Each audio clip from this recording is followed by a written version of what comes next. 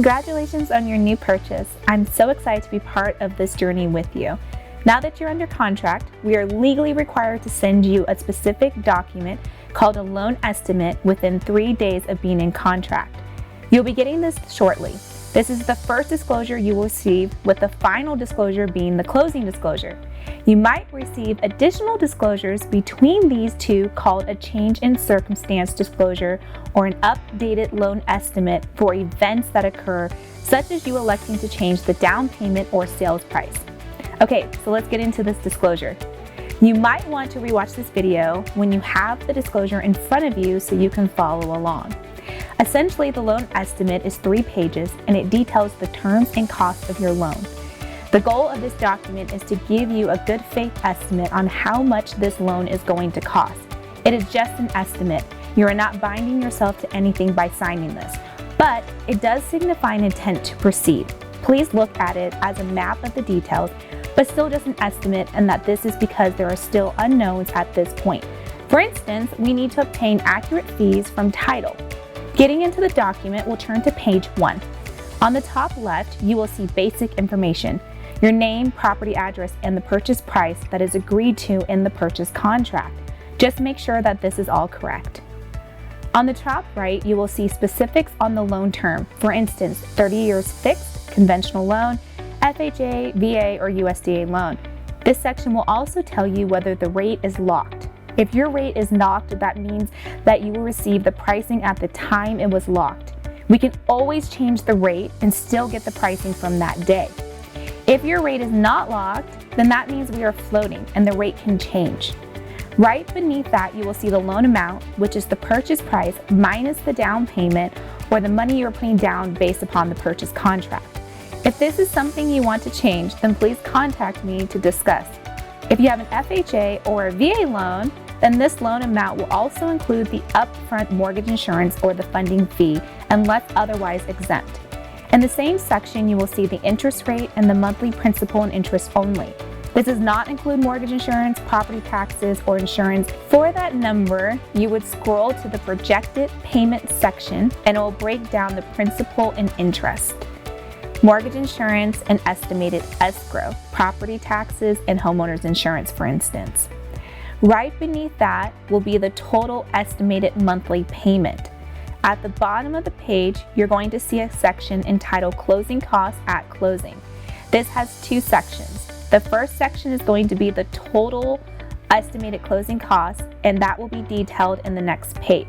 The second section will also include how much cash we are estimated that you will need to close on this transaction. This includes the estimated closing costs and your down payment minus what you paid in the earnest money deposit. Page 2 will outline the closing costs. Section A are the loan costs. The first thing you will see is the discount points. What are discount points? One way to look at it is prepaid interest or cost of the rate. You can pay extra money up front to lower your interest rate, obtain a seller credit to lower the interest rate, and/or you can alternatively choose a higher rate to have negative amount. That way you have money back towards your closing costs. The only other changes that you will see in this section is a processing and underwriting fee. This is the only fee that we have. The rest of the services that you have are going to be prepaids and title expenses and other things like that. So let's get into the other sections. All the other sections on this page for costs and fees are costs and fees that we, the lender, cannot control. They are not costs and fees generated by us, which is why the document is just an estimate. We need to obtain these fees from third parties, like to provide more accurate numbers in later disclosures. However, I will explain them to you. Keep in mind that if any of these fees and costs change from below, then it's important to understand that you need to talk to the appropriate third party about these fees, because we have no control over the rest of the fees. Section B are services you cannot shop for but are required. It is provided by a third party. The only cost that you should see here is the appraisal fee. You will get an invoice to pay your appraisal fee once it is ordered. The next section is section C, and these are services that you can shop for, but mainly what is included in here is the title. When you purchase a loan, there is going to be a company that does a title search of your home, managing how clean your title is, and making sure that there are not things like defects. Essentially, they are ensuring that the change of ownership is clean. You can technically shop for this, however, it is usually chosen for in the purchase contract. At the bottom is section D, and you will see a total of these costs discussed. Now we're going to move on to the other costs. Section E is taxes and other governmental fees. First, the county has a fee in order to record the deed, and title has a fee for recording the deed and the mortgage documents. Next, transfer taxes are taxes that are charged by the county for the transfer of the property. Section F is prepaids. First, when you purchase a home, it is required to pay 12 months of homeowner's insurance up front, which is added to the escrow. The county also requires prepaid property taxes. You will still pay your monthly amount that includes your escrow taxes and insurance. Mortgage insurance is not prepaid. Prepaid interest is the time of close until your first payment. For instance, you will not have to pay your mortgage the month you close and then the next month as well. For instance, if today is July 25th and you close today, then you will not have a payment for July or for August. So your first payment will be September 1st. Section G is initial escrows, payment at closing. There is a requirement for a buffer in an escrow account to ensure that the servicer can pay the mortgage payments monthly. As such, you will prepay 1 month of homeowner's insurance and 2 months of property taxes. Section H contains the other fees that come from third parties.